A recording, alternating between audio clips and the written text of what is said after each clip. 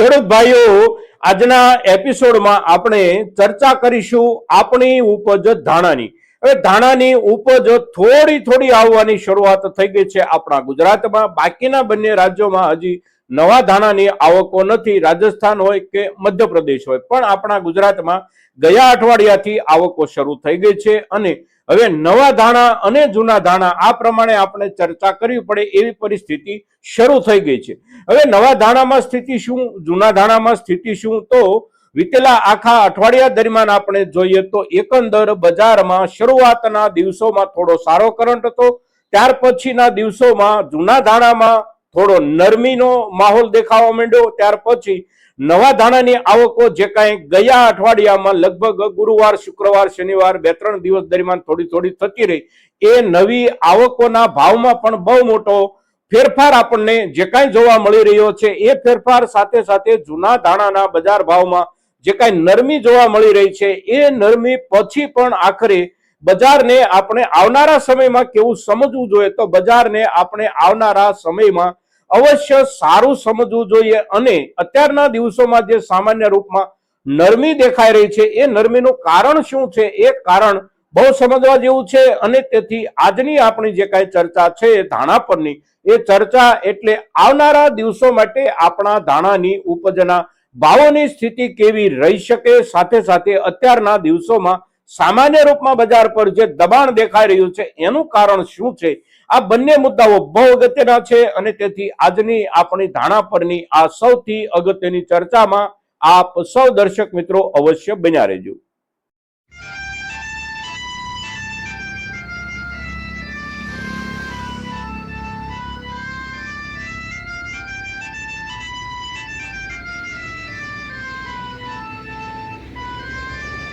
નમસ્કાર ખેડૂત મિત્રો, જય કિસાન, જય ભારત. ખેડૂત ભાઈઓ, ધાણાની બજારની આપણે જ્યારે ચર્ચા કરવી હોય ત્યારે મોટા ભાગે આપણો લક્ષ્યાંક હોય છે આવનારા દિવસોમાં આપણી પરિસ્થિતિ, કોઈ પણ ઉપજના ભાવની પરિસ્થિતિ કેવી રહી શકે એની ચર્ચા, એ જ આપણો લક્ષ્યાંક હોય છે. પણ એ લક્ષ્યાંકને આપણે પ્રસ્તુત કરવા માટે અને એ લક્ષ્યાંકને ભાવોની સપાટીને સમજવા માટે સૌથી અગત્યનો જે કાંઈ મુદ્દો હોય એ મુદ્દો એટલે વર્તમાન બજારની સ્થિતિ. એટલે વર્તમાન બજાર ભાવની જે કાંઈ સ્થિતિ ધાણાની છે એના ઉપર આપણે એક નજર નાખીએ તો આજની જે તારીખ છે એ તારીખ એટલે 13 જાન્યુઆરી 2026 અને વાર છે મંગળવાર. મંગળવારનો આજે દિવસ છે એટલે માર્કેટિંગ યાર્ડમાં સાપ્તાહિક કામકાજનો આજે બીજો દિવસ છે. પણ આપણે જ્યારે ચર્ચા કરી રહ્યા છીએ એટલે કે આ એપિસોડ જ્યારે આપની સામે પ્રસ્તુત થઈ રહ્યો છે ત્યારે સવારના 8 વાગ્યા છે. એટલે આજના દિવસની ધાણાની બજાર ભાવની સ્થિતિ આપણા કોઈના સુધી ન હોય, પણ ગઈકાલે સોમવારના દિવસ દરમિયાન ધાણાના બજારમાં શું થયું ને ભાવોની સપાટી ક્યાં સુધી આપણને જોવા મળી, તો આપણા ગુજરાત અને રાજસ્થાન સાથે સાથે મધ્યપ્રદેશ, આપણા ગુજરાતની વાત કરીએ તો જૂના ધાણા તો આવી જ રહ્યા છે, પણ નવા ધાણા ગયા અઠવાડિયાથી આવવાની શરૂઆત થઈ ગઈ છે. જૂના ધાણાના બજાર ભાવની સ્થિતિ આપણે જોઈએ તો નબળી ક્વોલિટી, એકદમ હલકી ક્વોલિટી તો 1400 રૂપિયા 20 કિલોના ભાવથી બજારમાં આપણા ધાણા વેચાવાના શરૂ થાય. અને સારામાં સારી ક્વોલિટી, બેસ્ટ ક્વોલિટીના ધાણા 2000 રૂપિયા કે 2050 રૂપિયા સુધી પણ કેટલાક ખેડૂતોના ધાણા વેચાઈ રહ્યા છે. સામે નવા ધાણાના ભાવની આપણે વાત કરીએ તો નવા ધાણા ગઈકાલે સોમવારના દિવસે આપણે જોઈએ તો એકંદર 1700 રૂપિયાથી પણ શરૂ થયા નવા ધાણા, અને 1700 રૂપિયાથી શરૂ થઈ અને 2100 કે 2150 રૂપિયા આ ભાવની સપાટી સુધી નવા ધાણા આપણા પહોંચ્યા. હવે ગયા અઠવાડિયાના છેલ્લા 2 થી 3 દિવસો દરમિયાન જે નવા ધાણાની આવકો થઈ હતી, એ નવા ધાણાની આવકોનો ભાવ બજારમાં જે કાંઈ મળ્યો આપણા ખેડૂતોને, એ ભાવ એટલે સારામાં સારી ક્વોલિટી જેની આવી હતી એ ક્વોલિટી 2300 રૂપિયાથી પણ વધારે ભાવ ખેડૂતને મળ્યો. સામે નીચેનો ભાવ નવા ધાણાનો તો 1900 રૂપિયાથી શરૂ થઈ અને 2325 રૂપિયા સુધી આપણને નવા ધાણા વેચાતા જોવા મળ્યા હતા ગયા અઠવાડિયાના છેલ્લા દિવસો દરમિયાન. હવે બાકીના કોઈ પણ રાજ્યો, પછી રાજસ્થાન હોય કે મધ્યપ્રદેશ હોય, ત્યાં હજી નવા ધાણાની આવકો શરૂ નથી થઈ. ગયા અઠવાડિયામાં પણ એક પણ બોરી જોવા નથી મળી. આ અઠવાડિયામાં ગઈકાલે સોમવારના દિવસની શરૂઆતમાં પણ નવા ધાણાનો પાક હજી આ બંને પ્રદેશોમાંથી એક પણ પ્રદેશમાં આવતો જોવામાં નથી આવ્યો. પણ સામે રાજસ્થાન રાજ્યમાં જૂના ધાણાની આવકોમાં ખૂબ મોટો વધારો ગઈકાલે સોમવારે બન્યો. વિતેલા અઠવાડિયા દરમિયાન પણ રોજે રોજ વધારો થતો રહ્યો હતો, પણ ગઈકાલનો વધારો એટલે હાઈએસ્ટ વધારો હતો અને ગઈકાલે માત્ર ને માત્ર એક રામગંજ મંડી માર્કેટિંગ યાર્ડમાં જ 3500 બોરી જેટલા જૂના ધાણાની આવકો થઈ અને જૂના ધાણાની જે આવકો થઈ એમાં બંને પ્રકારના ધાણા હતા. આપણો ખેડૂત ઉપજનો માલ પણ હતો અને વેપારીઓ દ્વારા સંગ્રહિત ધાણાની ઉપજ પણ કેટલાક કટ્ટાઓમાં આવેલી હતી. હવે ખેડૂત ઉપજ અને વેપારી ઉપજ આવું જ્યારે આપણે બોલીએ ત્યારે આ બંનેને અલગ આપણે કેવી રીતે સમજીએ તો આપણા ખેડૂતનો જે માલ આવતો હોય છે એ માલ મોટા ભાગે ખેડૂતના ઘરે જ સચવાય અને આવતો હોય છે અને વેપારીનો જે સંગ્રહિત માલ આવતો હોય એ માલમાંથી મોટા ભાગનો માલ ખાસ કરીને ધાણા જેવા પાકમાં કે જેને કોલ્ડમાં રાખવાની જરૂર પડતી હોય એવો પાક કોલ્ડમાં સંગ્રહિત રાખી અને જે આવતો હોય એ લગભગ વેપારી સમુદાયનો જ માલ હોય છે. ખેડૂતો આપણા કોલ્ડમાં માલ ઓછામાં ઓછો સંગ્રહિત કરતા હોય છે. એટલે કોલ્ડનો જે માલ દેખાયો ગઈકાલના દિવસે અને વિતેલા અઠવાડિયા દરમિયાન એ માલ મોટા ભાગે વેપારી માલ હતો અને વેપારી માલનો જથ્થો પણ અમુક પ્રમાણમાં આવી રહ્યો છે. સાથે સાથે જે સામાન્ય રૂપમાં સચવાયેલો માલ હોય એ માલ પણ જૂનો જે કાંઈ ધાણાનો આવી રહ્યો છે એનો જથ્થો ગયા અઠવાડિયા દરમિયાન રાજસ્થાનમાં પણ ખૂબ વધીને આવ્યો, મધ્યપ્રદેશમાં પણ એકંદર ઠીક પ્રમાણમાં વધી અને આવકો થતી રહી છે. આપણા ગુજરાતની આવકોમાં સામાન્ય રૂપમાં વધારો છે પણ એકંદર રાજસ્થાન જેટલો વધારો આપણા રાજ્યમાં નથી અને તેથી આપણા રાજ્યના બજાર ભાવમાં જેટલું દબાણ જોવા મળે છે જૂના ધાણામાં એનાથી થોડું વધારે દબાણ રાજસ્થાનના માર્કેટિંગ યાર્ડોમાં જોવા મળી રહ્યું છે.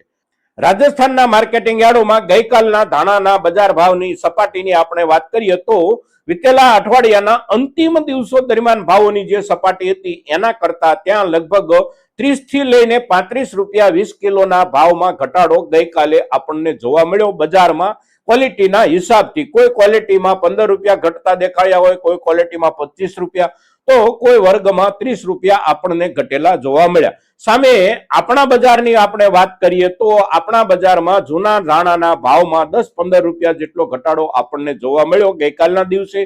સામે નવા ધાણાના બજાર ભાવમાં આપણે ગયા અઠવાડિયાના છેલ્લા દિવસો દરમિયાન આવેલા ધાણા અને ગઈકાલના ધાણા ભાવમાં જે ફરક છે એ ફરક સીધે સીધો જોડાઈ ગયેલો હતો ક્વોલિટીની સાથે.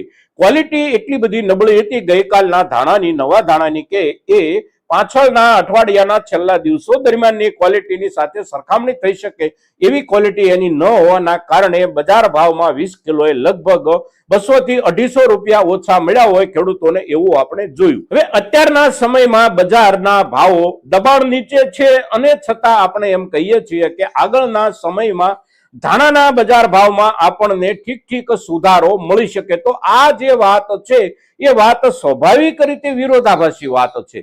હવે આવી વિરોધાભાસી જે વાત હોય એ જ વાત એટલે બજારના માળખાને સમજવાનો પ્રયાસ. અત્યારે જે બજારમાં દબાણ દેખાઈ રહ્યું છે આપણને એ દબાણનું કારણ અલગ છે અને આવનારા સમયમાં આપણે જે વિશેષ આશાઓ રાખી રહ્યા છીએ એ આશાઓનું પણ કારણ અલગ છે. સૌથી પહેલા આપણે સમજીએ અત્યારના દબાણોનું કારણ. તો અત્યારે જે ભાવો દબાયેલા રહ્યા છે એના સાથે જોડાયેલા બે કારણો છે. એક કારણ આપણી ક્વોલિટી અત્યારે જે માર્કેટમાં આવી રહી છે આ ક્વોલિટીનો દરજ્જો એકંદર કાં તો સામાન્ય છે અને કાં તો થોડો વધારે પડતો નીચો છે. સામે વિતેલા અઠવાડિયામાં ઠીક પ્રમાણમાં પાછળના સમય દરમિયાન વધેલા ભાવો પછી આવકોમાં બહુ મોટો વધારો થઈ રહ્યો છે અને જે આવકો વધી રહી છે એ આવકો રાજસ્થાનમાં મોટા પાયે વધી રહી છે અને એ જે મોટા પાયે વધી રહેલી આવકો છે એ આવકોમાં પણ મોટા ભાગનો જથ્થો કાં તો સામાન્ય ગુણવત્તાનો આવે છે કાં તો વધારે પડતી નબળી ગુણવત્તાનો જથ્થો આવી રહ્યો છે. ધાણા જે રીતે સચવાવા જોઈએ એ રીતે આપણે ખેડૂત તરીકે આપણા ઘરે સાચવી શકતા નથી. આ ચર્ચા આપણે ગઈ સિઝનમાં પણ કરી છે અને વચ્ચે પણ જ્યારે ધાણા પર ચર્ચા કરવાની થઈ હોય ત્યારે આ મુદ્દો આપણે અવશ્ય ચર્ચામાં એક વખત વિચાર્યો છે. કારણ કે ધાણા એક બહુ સંવેદનશીલ પાક છે, એની ક્વોલિટી જાળવવી બહુ અઘરું કામ છે અને આપણે ખેડૂત દરજ્જે એની ક્વોલિટી જાજા સમય માટે જાળવી શકતા નથી અને તેથી જે ધાણાની ઉપજ અત્યારે આવી રહી છે એ ઉપજ મોટા ભાગે આખું વર્ષ પસાર કરી ગયેલી ઉપજ હોવાના કારણે એમાંથી ખૂબ બધો પાક ધાણાનો એટલે લગભગ 40%, 50% કે 60% સુધી ડંખ લાગી ગયેલો માલ જોવા મળે છે, પાવડર પડી ગયેલો જોવા મળે છે, કલર બિલકુલ જતો રહ્યો હોય, ઈગલ તો છોડીએ આપણે, પણ બિલકુલ લાલ થઈ ગયેલા ધાણા પણ મોટા ભાગે બજારમાં જોવા મળી રહ્યા છે. જૂની ઉપજના સાથે સાથે નવી ઉપજ અત્યારે જે કાંઈ આવવાની શરૂ થઈ છે આપણા ગોંડલમાં, આપણે જોઈએ તો નવી ઉપજ જે આવી રહી હોય આ ઉપજની ક્વોલિટી પણ એકંદર નબળી આવી રહી છે. હવે નબળી ક્વોલિટી નવી ઉપજની કેમ આવી રહી છે આ મુદ્દો બહુ અગત્યનો છે, કારણ કે નવી ઉપજ કોઈ પણ હોય એ ઉપજના વાવેતરના સમયની સાથે ક્વોલિટીનો સીધો સંબંધ હોય છે, અને તેથી આપણે કોઈ પણ ઉપજ વાવવાના સમયને બહુ કાળજીથી નક્કી કરવાની ચર્ચા પણ વારંવાર કરતા રહ્યા છીએ, કારણ કે વધારે પડતું આગોતરું વાવેતર હોય તો પણ સારી ક્વોલિટી નથી મળતી, વધારે પડતું પાછોતરું વાવેતર હોય તો પણ સારી ક્વોલિટી નથી મળતી.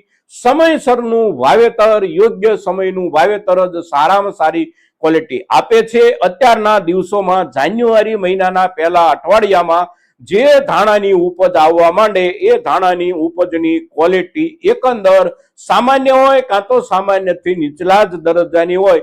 Best quality, super best quality કે એક્સ્ટ્રા સુપર બેસ્ટ ક્વોલિટીના ધાણા જાન્યુઆરી મહિનાના પહેલા અઠવાડિયામાં પણ ન પાકી શકે, જાન્યુઆરી મહિનાના બીજા અઠવાડિયામાં પણ પાકીને ન આવી શકે. એ બેસ્ટ ક્વોલિટીના ધાણાની ઉપજ આવવાને હજી વાર છે, અને અત્યારે જે ઉપજ આવી રહી છે એ ઉપજ એટલે તો સપ્ટેમ્બર મહિનાના પાછળના અઠવાડિયામાં જે ધાણા વવાયા હોય, એટલે કે કમોસમી વાવેતરની ઉપજ ધાણાની અત્યારે આવી રહી છે, અને એ કમોસમી વવાયેલા ધાણાની ઉપજ પણ બજારમાં 1900 રૂપિયાથી લઈ અને 2000 કે 2050 કે 2100 રૂપિયા સુધી વેચાઈ રહી છે. એટલે જે ભાવ અત્યારે આવી રહ્યો છે એ ભાવ દબાયેલો આવી રહ્યો છે, પણ દબાયેલા ભાવની સાથે જોડાયેલું કારણ જૂના ધાણા હોય કે નવા ધાણા હોય, જૂના ધાણામાં બે બાજુથી છે જોડાયેલું કારણ એક વિશેષ પ્રમાણમાં વધી ગયેલી આવકો, અને બીજું